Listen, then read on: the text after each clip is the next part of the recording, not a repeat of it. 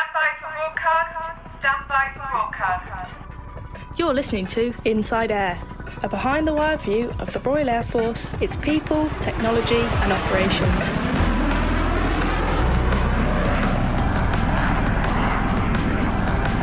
Hello, I'm Squadron Leader Peter Lisney, and in this episode we look at the RAF's response to the risks and threats posed by drones. So that Hurricane pilot never saw the drone at all during his flypast. Ukraine is essentially a battlefield lab for both drone manufacturers and counter-drone manufacturers of equipment. The gunners and support staff and the support elements and the trainers are all geared around thinking about the air threat. Also, in this episode, we'll reheat a few stories, just in case you missed them. But first, see if you can identify this noise.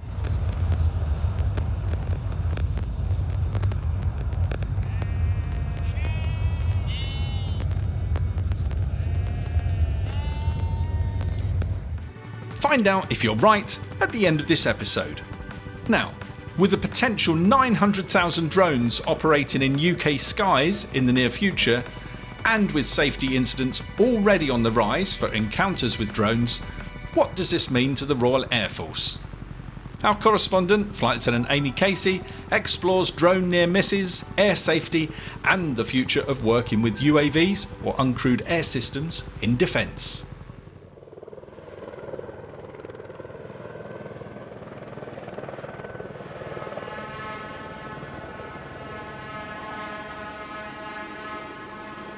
The forecast for growth in the unmanned aerial vehicles, UAVs or drone market is more than impressive. Simply put, the sky appears to be the limit with the utilisation of this tech offering public and private organisations the ability to carry out tasks faster and cheaper with less impact on the environment. From connecting hospital networks with medical deliveries, helping emergency responders get to incidents more quickly, and even suggestions that drones may be deployed to fix potholes at night. Whatever the use and however you may feel about it, it's already started to happen.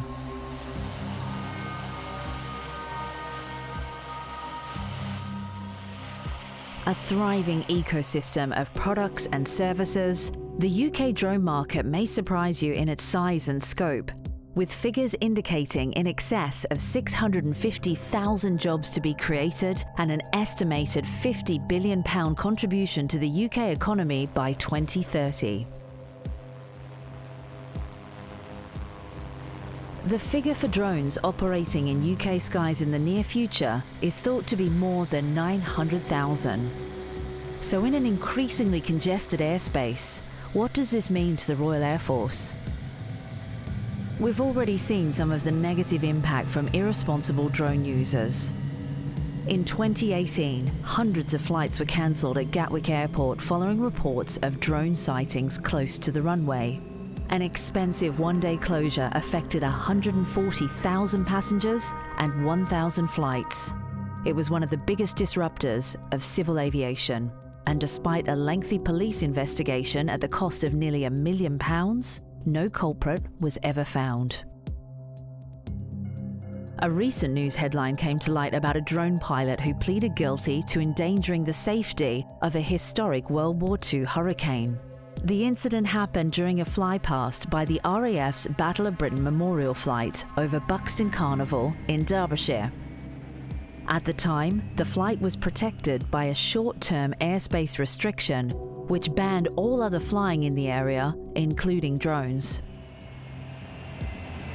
Images captured on the day showed the drone flying dangerously close to the wing of the hurricane, which was being watched by an estimated 20,000 people on the ground.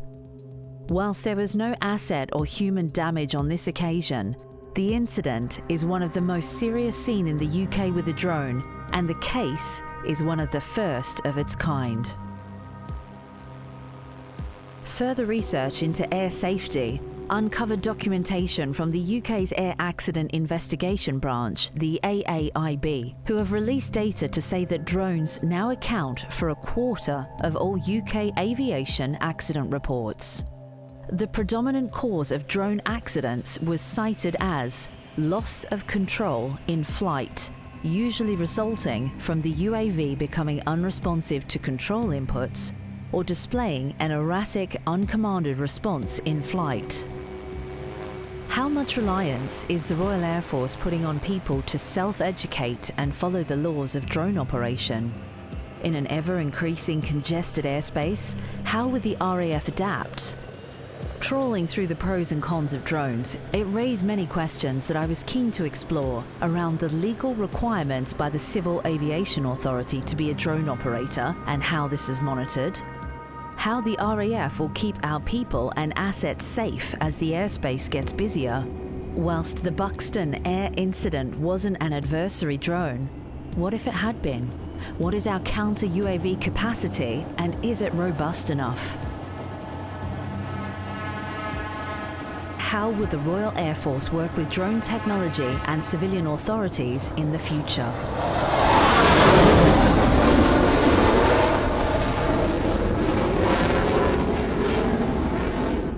To get the answers to these questions, I wanted to understand more about the Buxton incident. What impact would this unique case, the first of its kind, have on drone operators?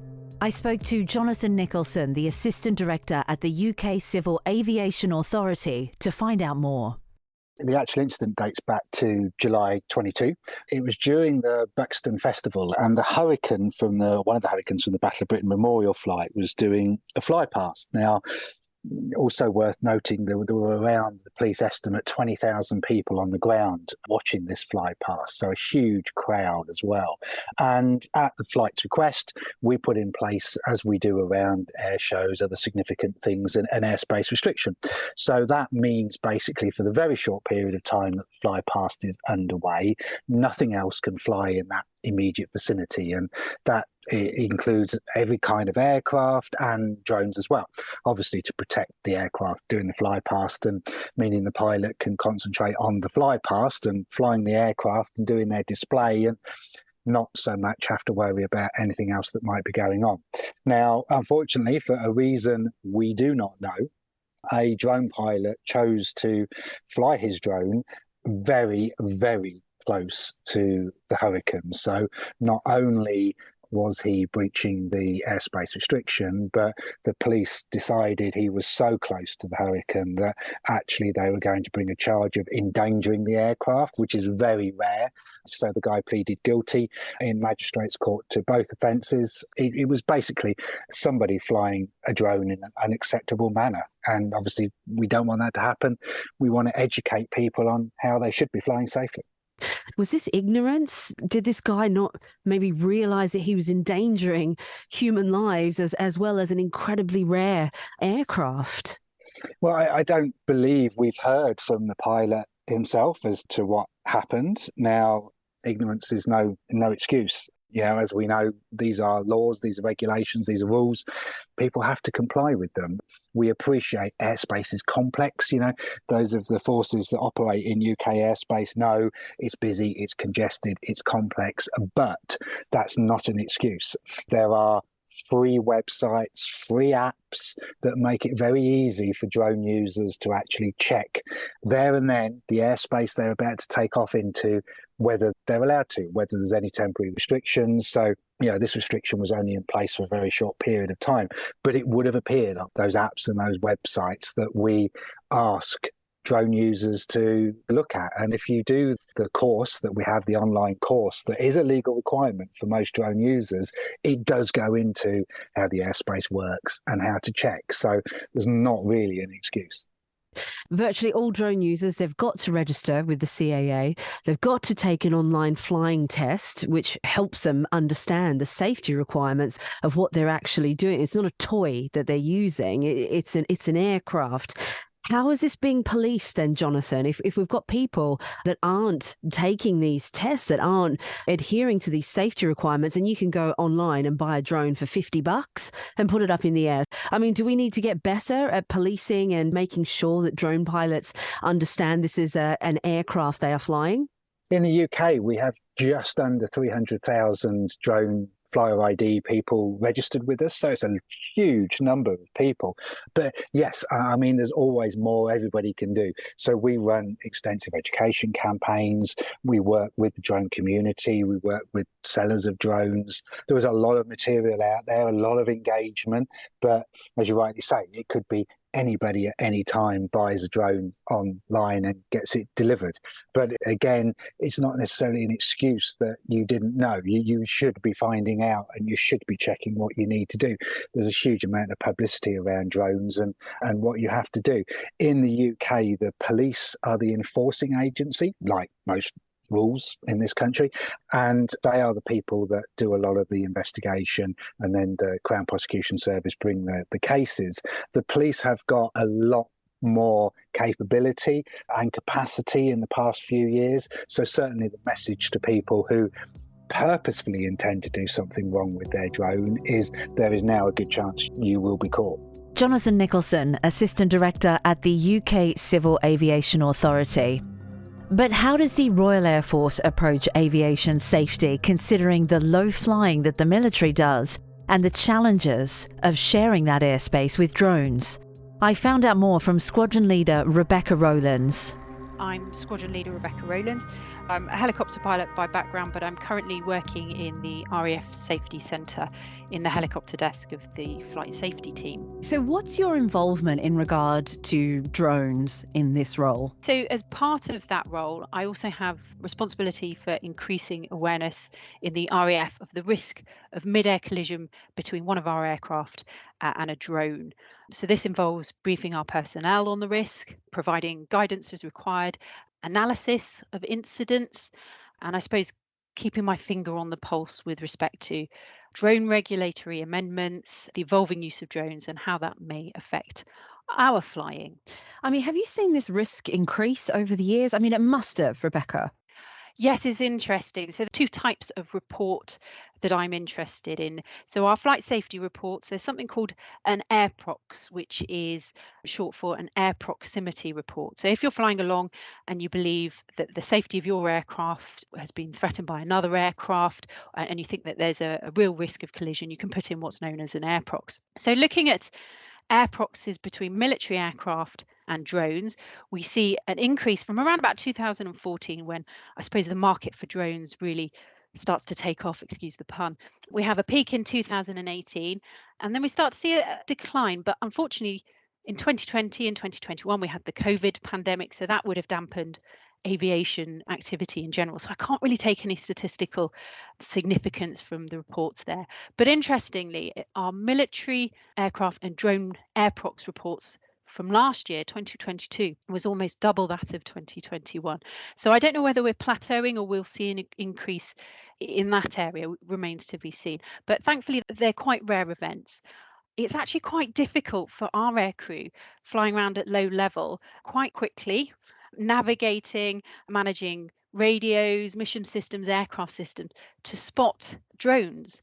Ultimately, we're looking for a small device that's probably dark in colour, and we're trying to pick it out from a background of maybe trees, fields, hills, whilst we're doing all the flying of the aircraft. So it's actually quite difficult to see. What I suspect is that we're having maybe more of these close encounters with drones, but because the aircrew don't see them, they aren't getting reported, and then they aren't being reported by drone operators either, so we don't know about them. So it's actually quite difficult to really quantify. The other reports that I'm interested in, our flight safety reports, are those that mention a drone sighting. So this may be aircrew flying along and they see a drone. They don't deem it to be a hazard to their flight there and then, but we want to know about it. Or maybe someone on the ground, maybe air traffic control personnel or someone else on the ground sees a drone and we record it. And again, we've noticed a steady increase in those reports since 2014, which makes sense because we're seeing drones being utilised more and more nowadays in industry, hobbyists, that sort of thing. So what do you do when you get these reports? Like if you've seen a drone flying close to military aircraft, what happens next? If we get an Airprox report, the unit or the parent unit of that aircraft will conduct an investigation into that incident and try and sort of nail down the facts and any contributory factors that led to that incident. All airproxes are then looked at by what's known as the UK Airprox Board. So the CAA's UK Airprox Board, the Civil Aviation Authority, and they're looking for trends, they're looking for the contributory factors, and they're looking at where they can improve safety for all airproxes, all aviation, be that crewed or uncrewed. If we look into the nature of some of the incidents that you have seen, how serious are they, Rebecca? I mean, are we talking about stuff that's flying very closely, as we have seen with the drone pilot that was charged? Is this the sort of stuff that we see against military aircraft? Well, they can vary. There are different ways of categorising an airprox, A to E, A being the most serious, where a serious risk of collision occurred, but through luck, these two aircraft didn't meet in the sky. The next one is a B, where there was maybe just enough time for one or both of the aircraft to carry out avoiding action. And then C, there was no risk of collision, but safety has been degraded.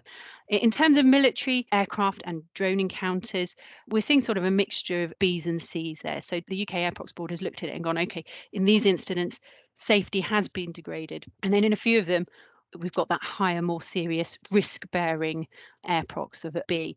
In the case of those more high-risk airproxes, we're looking at areas where there's maybe been a geographical confinement that's forced a drone and an aircraft into a smaller space. So I'll give you an example. So if you're a drone operator and you are aware of our common low-flying routes that military aircraft use, I would say just please stay away from them, because the nature of them, they probably follow valleys, which ultimately means that you've got a drone and an aircraft in a confined area, thus increasing the risk of collision and also leaving fewer options for our pilots should they see the drone to kind of maneuver out.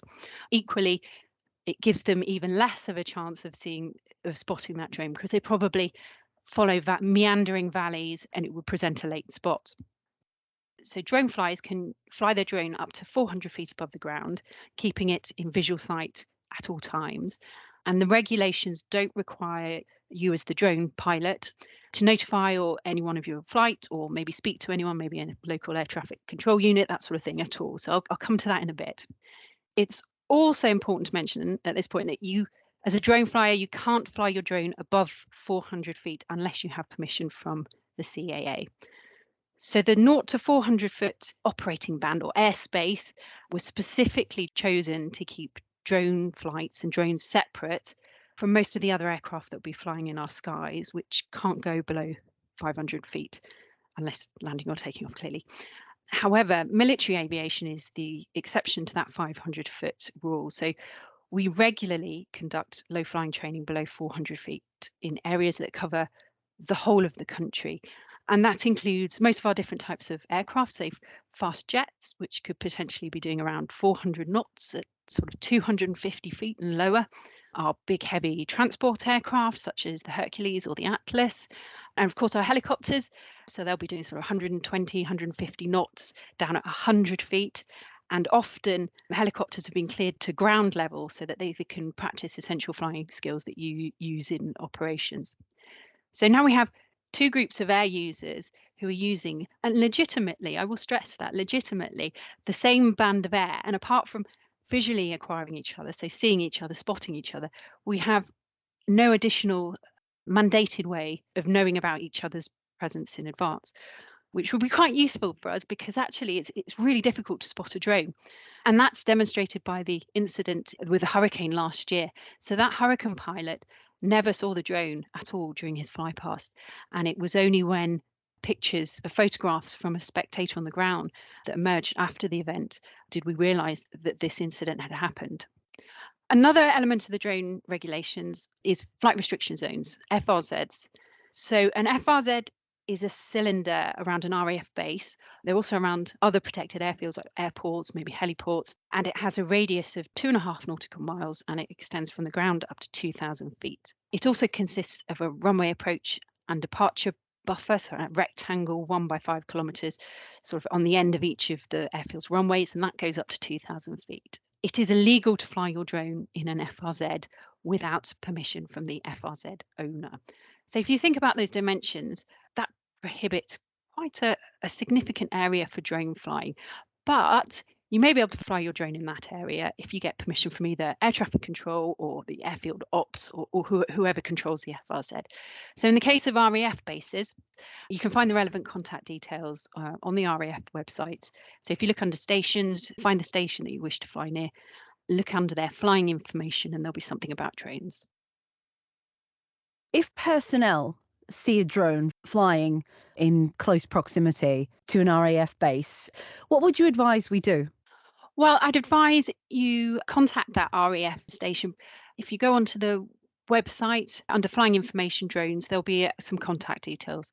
We'd rather know about these and find out that actually it was a permitted drone flight than not. So I would encourage people to report them, please. Equally, if they think it's endangering an aircraft, they can report it to the police. That's another way as well. For drone pilots listening to us today, what would you like them to take away from this conversation? The military, we understand the appeal of drones. It's a fun hobby that can give you a different perspective, a different view on the world around you. And then not to mention the capability improvements, cost, safety, environmental benefits that drones can bring in an industry or a business. The military fly in the same airspace as drone users. We want to share the air safely. I've mentioned it's difficult to see a drone, so we are more reliant on drone flyers, on seeing us and hearing us approaching and manoeuvring your drone out of the way. So if you are flying your drone and you become aware of an approaching aircraft, I would ask you just to start to land your drone, lower your drone, and keep us both safe. Squadron Leader Rebecca Rowlands. So what about this working relationship with civil aviation and civil authorities? How does that pan out in the Royal Air Force? So I am the Royal Air Force Regional Liaison Officer for London and the South East. My name's Wing Commander Sean Riles. Had a full career in the RAF Regiment before I moved across to this 5 years ago. And I am now that liaison officer for what you would geographically understand to be the South East, including everything inside London. Explain a little bit more about the RAFLO. What's the primary purpose of RAFLO? As the RAFLO, we are in some ways the RAF's sort of insurance policy against the downing of an aircraft. We're the primary response for a military aircraft incident. We're not blue light. We follow the blue light, but we will be there before the investigators get there. And in order to do that, we have a level of readiness, which is quite hard and high for reservists. We're on 3 hours notice to effect, 24/7 and 365, and that's between myself and my deputy. So it is a lifestyle choice. Now, we're also responsible for maintaining really good trusted partnerships with our emergency services, our council emergency planners and our sister service liaison officers in our area in order to respond to critical incidents as they happen. The other role in the RAF RAFLO list of tasks, if you like, is to be a senior liaison officer if RAF assets are requested through a military assistance to the civil authorities request, which we call a MACA. If that happens, then we will process the request, and if it's approved by the MOD, we may well accompany that asset to the task and act as the liaison with the government department asking for that help. In the case of the counter-drone request, that will probably mean that we will accompany that RAF team and act as the senior liaison officer in their police air security cell for the duration of that job. And this allows us to make sure that senior police decision makers are aware as to how the equipment can be used to assist them in their activities. Because at the end of the day, we will always be in support of the emergency services in the United Kingdom. Let me ask you this, if I may, Sean. Is the role getting busier and busier for you as aircraft, these kind of drones, become more obtainable?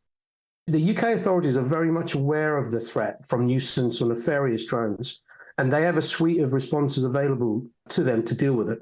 And sometimes we may be part of that response, sometimes we may not be. But we are very used to working together as we have deployed in support of most of the national level events, such as the visits of senior dignitaries and high-level conferences that have been held in the UK over the last few years. And we train together and we maintain a close understanding of each other's capability so that we can respond quickly and effectively with the deployment with our own counter-drone teams to support the police counter-drone teams if they request us. Now, whether that could be pre-planned or it could be an emergency request. Now, most police forces create an air cell in their headquarters, and we would normally deploy as liaison officers into that air cell with the troops deployed onto the scene. And then we will become that interlocutor between our teams on the ground and those police decision makers. Now, more recently, we're starting to work with local authorities as they build up their resilience to the misuse of drones in society, because as you quite rightly said there, the exponential growth of drone use in society is bringing with it problems, but it does bring with it some opportunities, and I'll talk a little bit about those later. But as RAFLOs, we are leading on that advice to local authorities to help them create strategies and responses as required when perhaps the advice may not be there in the local police because the experience is not at the levels where it could be. And all of those police forces are rapidly expanding their ability to deal with this threat on a daily basis. And what's the response from working with civil authorities? Like, are you welcomed into the fold? Do they value this input from the Royal Air Force? Absolutely, because in government, whole of across government has basically spent a lot of time looking at this situation and developing it. And a lot of that development is done in conjunction with the other parts of government, especially the specialists in the Home Office and the police.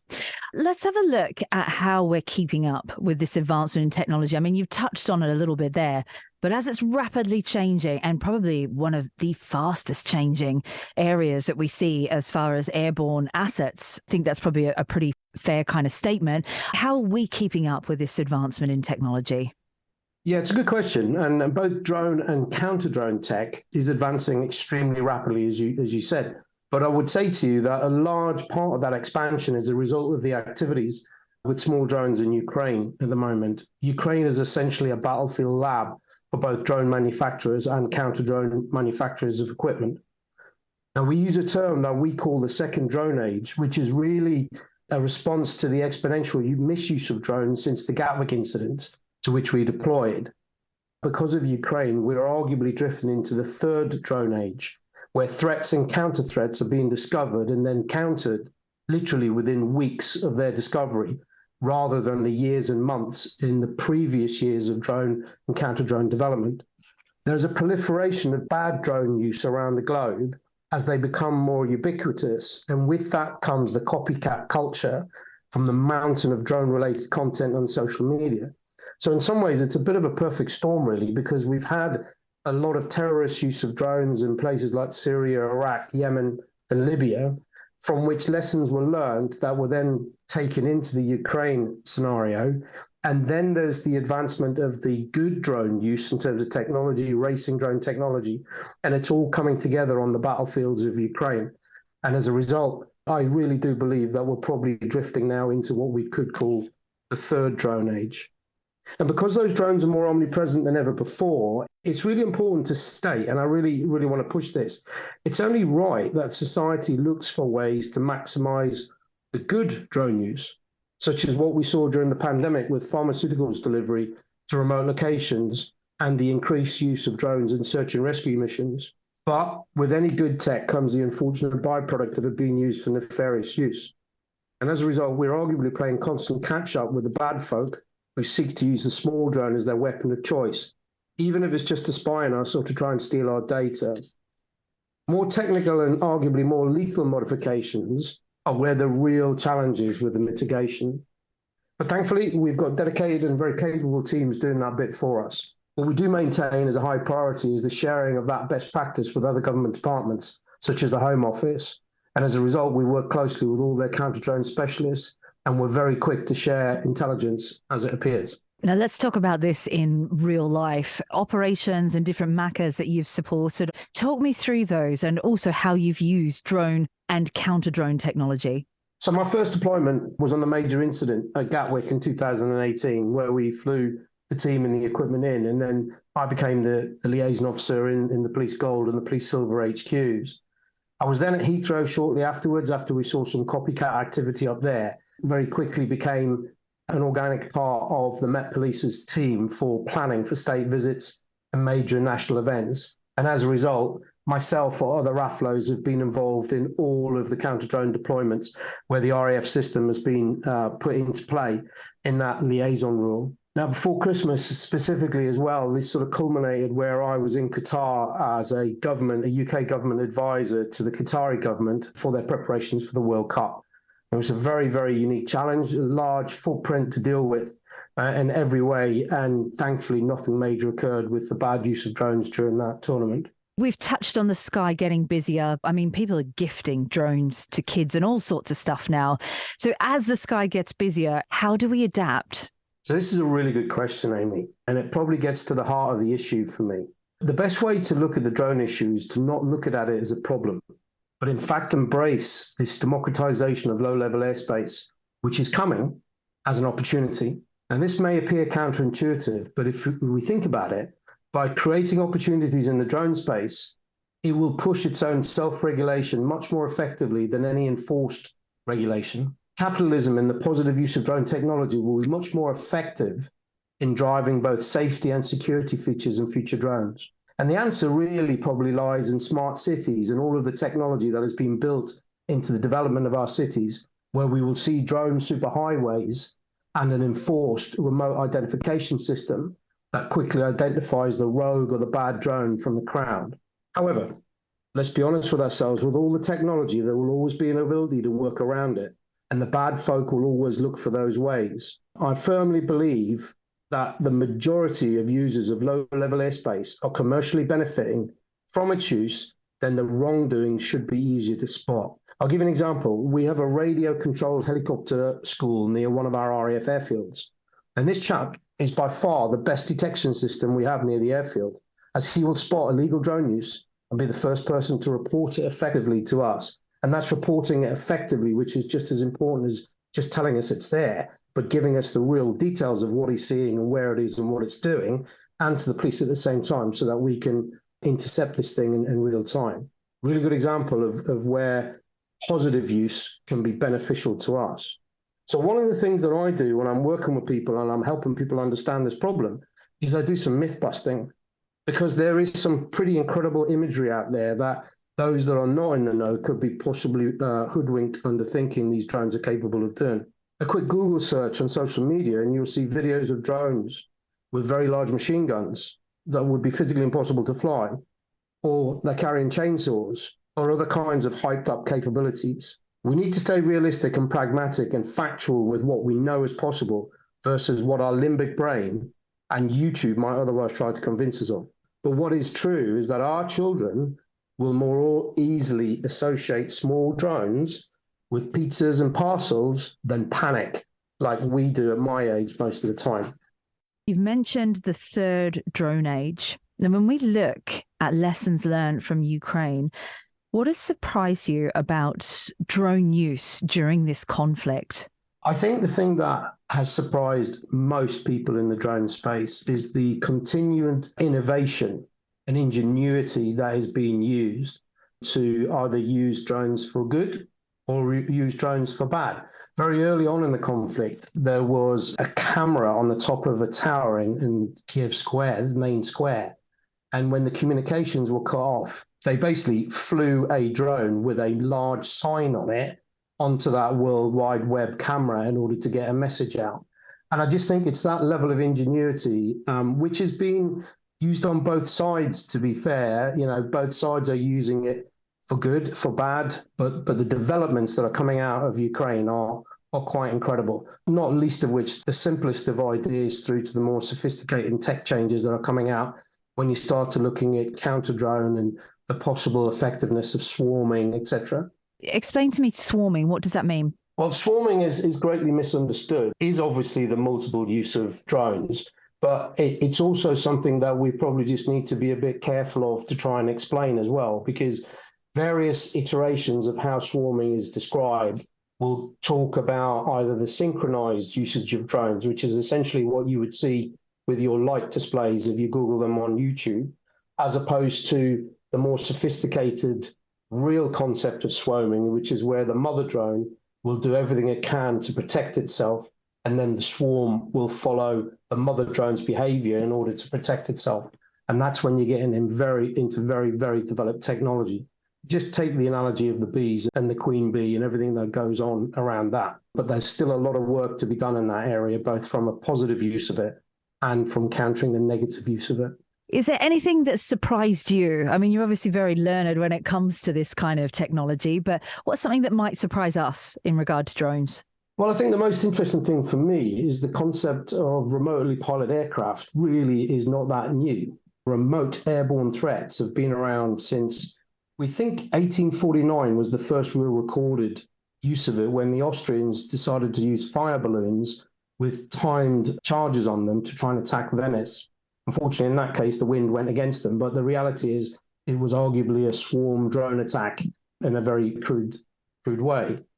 And then even in 1898, when Nikola Tesla developed his first radio-controlled boat, there was opportunity seen there for a radio-controlled delivery of a torpedo or some kind of device to try and take out ships. And by the time we got to 1917, the Kettering Bug was a real pilotless aircraft, and it was used in World War I. And by the time we got to 1927, we actually had a pilotless drone in service with the Royal Navy called the Larynx. But for me, I think one of the most interesting ones is that the first job that Marilyn Monroe had in 1944 was to assemble small drones for use as targets by the American military. Oh my goodness, really? Yeah, that's a true story. That is a true story. Now, whatever the dubious history, what I would say is it's the rapid acceleration into the third drone age that we really need to keep on top of and make sure that we are investing in our tech and our intellectual understanding of our mitigation options. An interesting area to monitor for me is the drone racing community, because when you combine highly skilled drone racing pilots with swarm technology, extended battery life, and 5G connectivity, all done on virtual remote goggles, then you really do have the stuff of nightmares. However, thankfully, you'll be glad to know that we in the RAF are already working on all of those areas. That brings me nicely to my next question. Are we ready? Are we putting enough time and effort into understanding drones and moving fast enough with this ever-changing technology? The short answer to that is yes, very much so.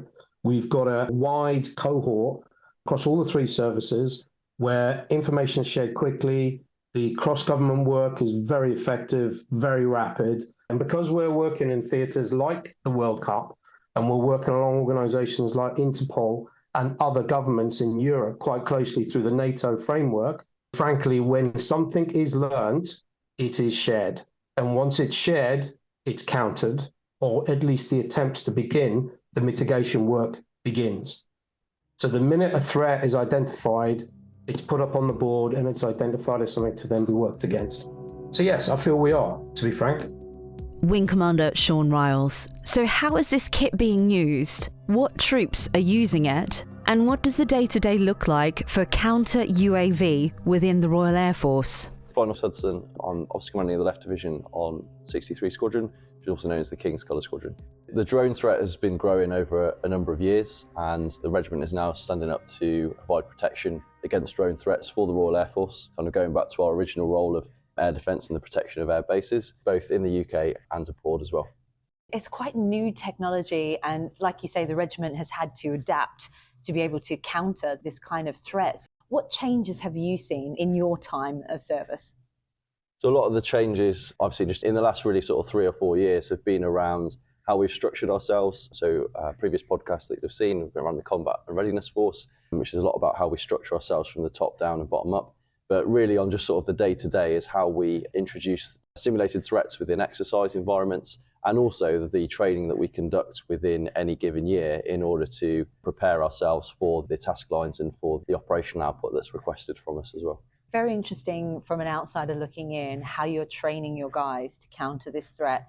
Some of the drones that we see now, they're tiny. Like, how do you get your guys ready to counter any kind of drone threat? We've got a number of things that we can use. Firstly is that we can use simulated training. We'll use live drones to simulate the threat that might be posed in the real world. And we've got guys that are on drone operators or RPAS operators course at the moment, learning how to use the technology, learning how to fly it correctly and sort of operate it within a safe environment, but also learn how to use it to sort of simulate a threat. And then in addition to that, we also go on exercises in order to posture from a purely sort of defensive, so simulating how we would defend a given area or a set environment. And that can be in all weather types. So it doesn't matter whether it's really foggy and we can't see it with the naked eye. We use the technology to enable the desired outcome, i.e. we use the technology to defend against the threat. Okay, I mean, we're looking out the window here at the minute. You can't see 10 feet in front of you. So if there was a drone coming at us now, do you feel confident that your guys would be able to, firstly, know that it's coming, and secondly, be able to stop it? 100%. The technology is there to support the gunners in their sort of day-to-day operation of the kit, but actually the kit's just there to enable the protection, as I said before. So realistically, we can operate from good ranges in all conditions in order to provide a 360-degree sort of protection against drone threats. How do you get confidence within your troops and that assurance that at the top level there is an understanding of this threat? The confidence really comes from, firstly, that gunners are postured towards dealing with an air threat. And indeed, the RAF regiment's sole purpose really is to protect the Air Force. And in this context, to protect the Air Force from the threat of drones or from the threat of UAVs, uncrewed aerial vehicles. So realistically, we're already starting from a strong point. And this now is just sort of turning our attention towards one of many other threats which we've encountered before. So that just involves training and understanding of what the threat is. So learning about the practices which our adversaries might use, or the practices which even are common in the UK with hobbyists or journalists or whoever it might be that's trying to put a drone in an environment where we don't want it. The second thing then is to have some confidence in the equipment that we're using. We gain that from the exercises that we go on, and that really gives confidence for the gunners operating the kit, but also in the command as well from the bottom up, that everyone is clear on what the threat is and clear on how to counter the threat as well. Have the guys been excited about working with this kind of tech? Are they enjoying this very modern approach from the regiment? I think it just offers another challenge and something else that's different within the RAF regiment. As technology has developed, as time's gone on and new threats have presented themselves, it's really just an ongoing aspect of our own development, i.e. we're developing to meet the demands of the adversary and of the threats that exist and anticipate them as well, so that we can anticipate what the future threats might be. So in some ways, I think it is an exciting time, really, just in terms of the development of what is warfare.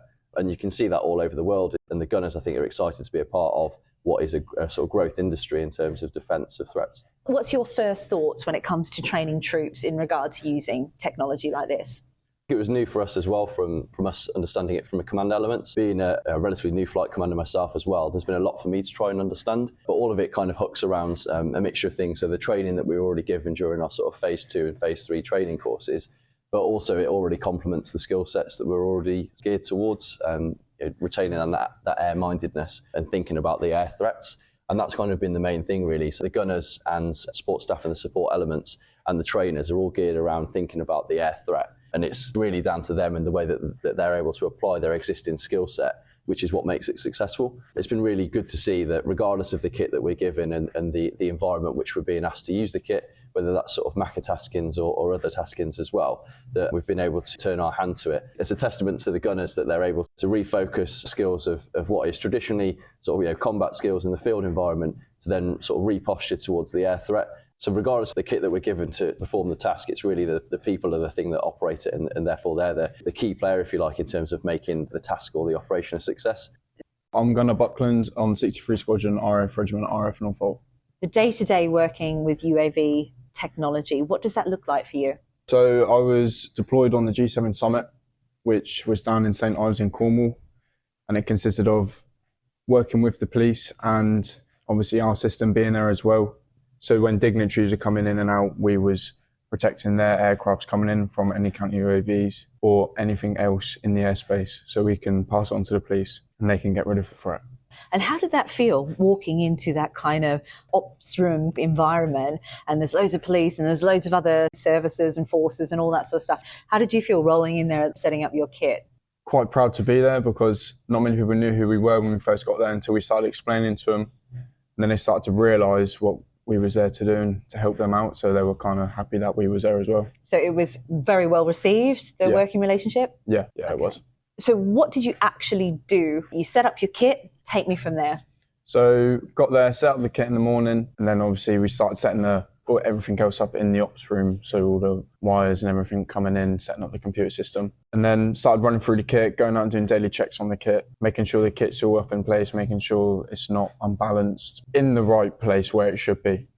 And then after that, we would roll straight into 8 hours on, 8 hours off for a week straight. So when you're working as a team in this environment, so we know what the kit's doing, what are you guys actually doing? We're constantly looking through our system, picking up anything which we look suspicious on our radar. And then what we would do, we'd work together and say, you catch onto this track, I'll catch onto this track, keep eyes on that. And then obviously we're passed to the man in the middle, and he would go through it, he would look into it, and if we have to do anything with it, we'd pass it on or go up the chain. And if not, we just leave it as it is, and it's no threat. So, I mean, 8 hours of doing that, is it quite a big team? Is like, how many of you were doing that? There was 3 of us on the kit, but there would be 2 blokes behind just to swap out like each 2 hours. And, I mean, do you enjoy it? Did you find that that was kind of like an interesting tasking for you to go on? Yeah, it was very good in tasking to be on.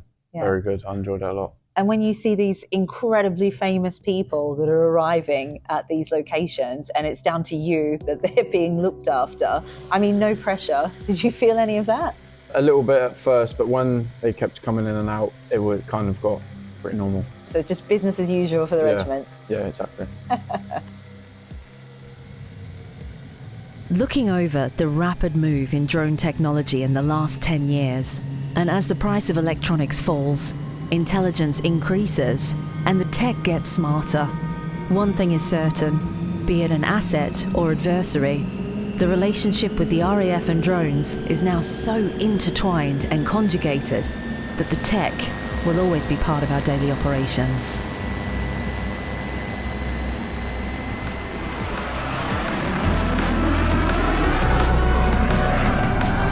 This is Reheat for InsideAIR. I'm AS1 Victoria Andrews. We announced the appointment of Air Marshal Sir Richard Knighton as the new Chief of the Air Staff in our last episode. Now we can announce that Warrant Officer Murugeswaran Subramaniam will take up the position of Warrant Officer of the Royal Air Force alongside him this summer. He said how he'll act as a voice for non-commissioned personnel while also upholding the high standards of the service.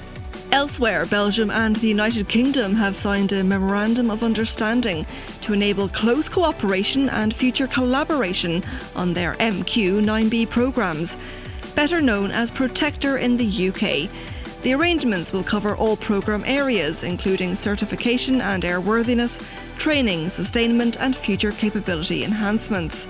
Protector is the next generation of remotely piloted medium-altitude, long-endurance aircraft. It will provide critical surveillance capability.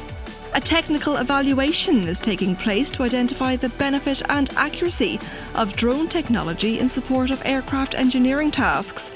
During scheduled maintenance, engineers visually inspect every area of an aircraft for damage, a process which hasn't changed for nearly 40 years.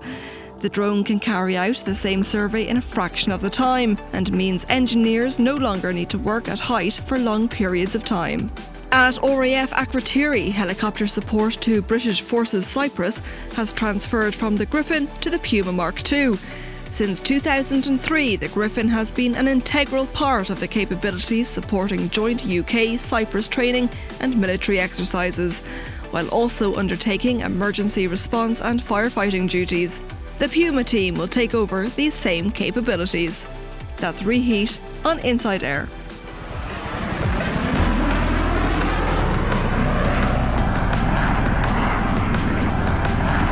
I'm AS1 Simon Ross with this episode's Name That Noise.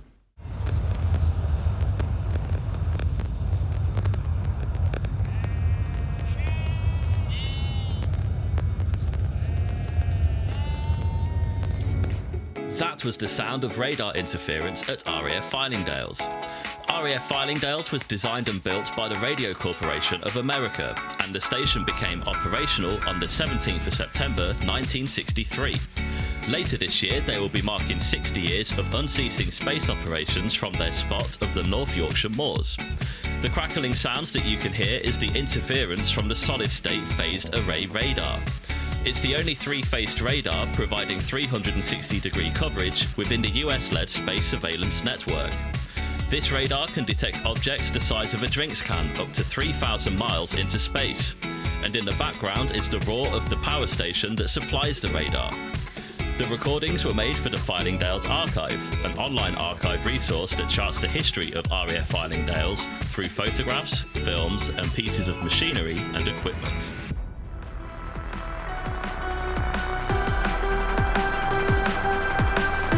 That's all for this episode of Inside Air. Please give us a review and subscribe on your favourite podcast app, and join us again soon. You've been listening to Inside Air, a behind-the-wire view of the Royal Air Force, its people, technology and operations. If you're serving in the RAF and have a story for us, please speak to your unit media and communications officer. Inside Air is written and produced for the Royal Air Force by RAF Media Reserves.